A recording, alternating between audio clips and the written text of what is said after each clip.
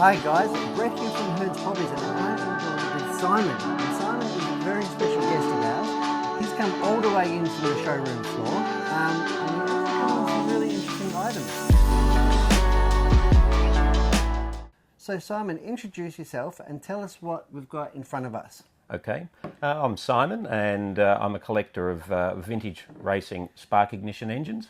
So these engines were originally made for competitions, speed model aircraft, which the Hearns brothers were heavily involved in just after the war. Yes, absolutely. As you know, or may not know, the Hearns brothers were the ones that kicked off the shop back in 1947, returned servicemen from the RAF, three brothers that flew in the war and trained in the war.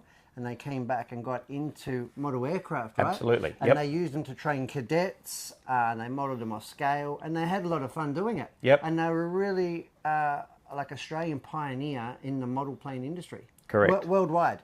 Okay, so what can you tell me? Show me one of these engines and tell me about it, because I've never seen one. Okay. Yeah, they're pretty rare now. There were never a great deal of them made at the time. Yes. The problem after the war, we're a long way from anywhere. Most of the racing engines were being made in Britain and in America at the time. Yes. And they were just prohibitively expensive for Australia. So some enterprising individuals made their own engines. Yes. And the Hearn brothers took it further than that. So they actually went into production with their own racing engines made here in Melbourne. Spark ignition. They are spark ignition. All the original model aero engines were spark ignition. Yep. So from the late 1920s, early 1930s, model engines really took off in large free flight aircraft. Yes. And they all had an ignition system. So all of these engines, when they were in an aircraft, had a coil, a battery, and a condenser, just like an old car ignition. An old car, exactly the same. Motorbike and a engine. spark plug. Where the hell would you get a spark plug for this? Difficult now, although in America, I'm a member of MECA, which is the Model Engine Collectors Association, which has been going since just after the war.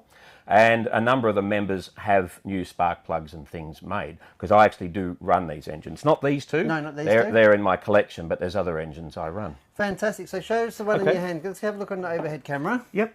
So come over here. Okay.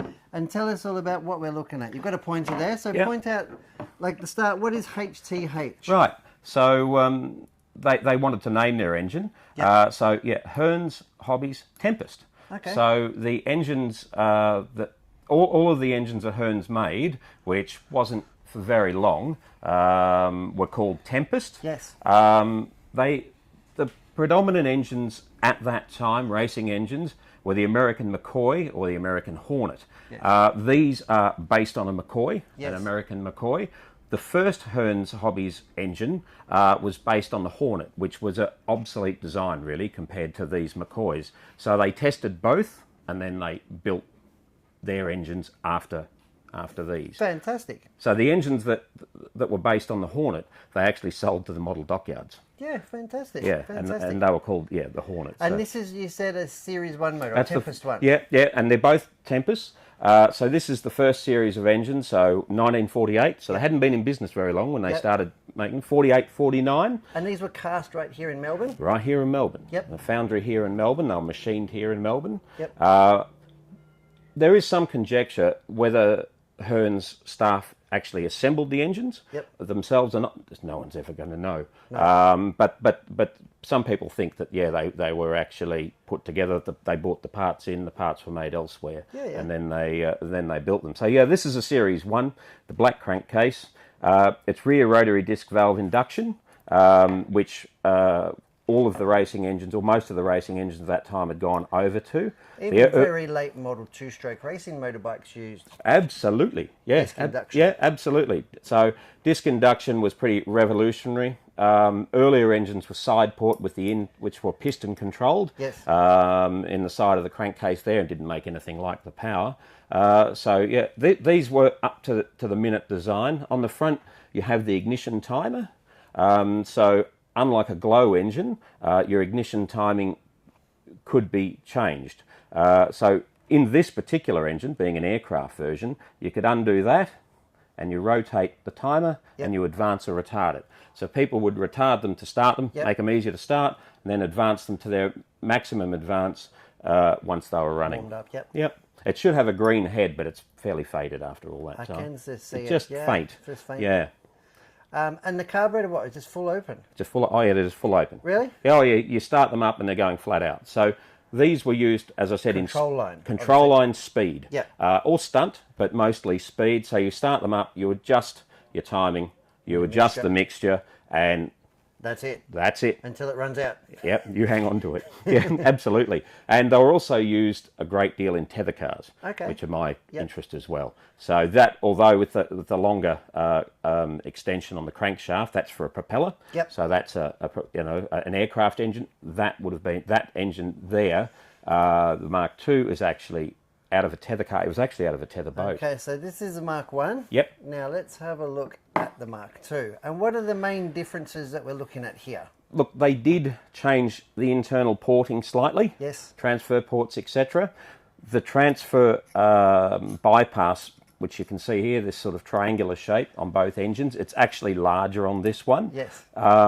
Things were advancing really quickly, and by 1948-49, the dueling engine had come out, which was a step ahead of this design again. And so they were, they obviously had patterns for these, and they were then suddenly not as quick as they should have been. So they then bought this one out with the larger bypass, and but they only sold those for probably 2 years. And what sort of numbers do you reckon they produced? I mean, there's only... Not that many. I would think under 1,000 of each engine. Well under 1,000. Yep. Yeah. And a lot of them were shipped overseas as well, right? They weren't just domesticated? Well, they were sold to, like, they went to New Zealand and other places around here. Some of them did find their way overseas, but usually with private individuals. I don't know if the Hearns brothers ever sold them overseas, commercially overseas, because in America they had their own engines anyway, as they did in Britain. Yeah.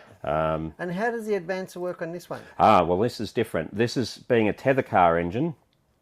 You set your advance with a dial indicator for when you want your points to break, and then you just leave it set at maximum static advance, because of course with the tether car this would have had a flywheel, and you push started them, and away you went. So you weren't flicking a propeller or anything like that. Trying to cut your finger off. Exactly.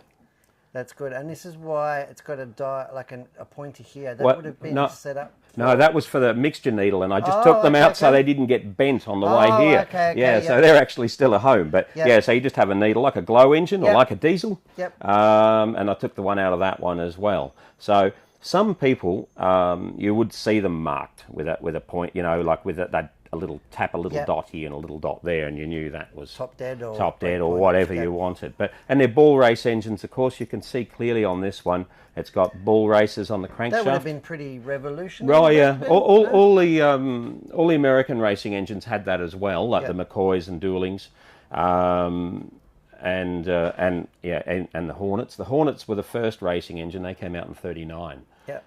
Which with a disc valve as well. They were quite a revolutionary engine. So you got like a bit of a gap adjustment here. Yeah, absolutely. So you adjust up your point under here. So that's what they call your fixed point. Would they have used a timing light, or no? Such thing wouldn't have. Oh, they had timing lights, like from automotive. Too high RPM. Yeah, exactly. And really setting them with a dial indicator statically. So you would set them up with a test light on your points, and you would rotate the points in the opposite direction to the rotation of the crankshaft, with it set where you wanted to. So for your timing. So a lot of people, they would set it at 160 thou before top dead center. On the dial indicator in through the spark plug hole. So the spark plug comes out, you have an adapter, you screw the dial indicator in, and then you power your ignition and you break your points at the right time, and that's it. But then at the tracks and things, they would make adjustments. Small adjustments. Advance it up a little bit, see if it goes faster, retard it back sometimes, and they went faster. So. Yeah, of course. Well, that is fantastic, and that is a huge piece of history, not only to the model plane and engine world, but also to Hearns Hobbies. Absolutely. Yeah. That one took me over a decade to track down. Really? Yeah, yes. And how many engines have you got in your collection, Simon? I have 78 racing engines. 78 racing engines? It was just a small collection, but I only have fairly rare very early And how many spark Hearns ignition. engines have you got? These are the only These two? are the only two they ever made, so Yep. I've got them both. You've got them both, one of each. Yeah, I've got one of each. Yeah, got to have one of each. That is fantastic. Well, that is fantastic, Simon. Well, thank you very much for taking the time to visit us today. My pleasure. Sharing your stories and experience. My I will pleasure. let you take these ones home, but this video will live on for time to tell. Fantastic. Well, I'm Brett from Hearns, and this has been Simon, and thanks for taking a look at these Hearns engines with us. Thanks for watching.